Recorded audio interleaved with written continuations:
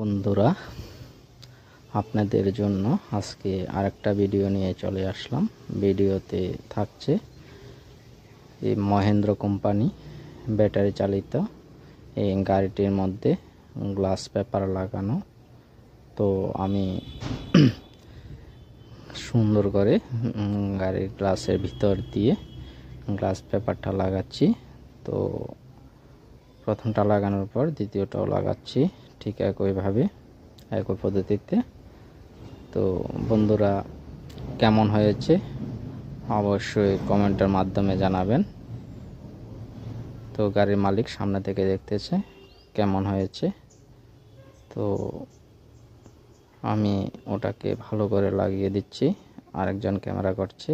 তো সবাইকে ভিডিওটা পুরো দেখার জন্য অসংখ্য ধন্যবাদ। সবাইকে আমার ভালোবাসা রইল।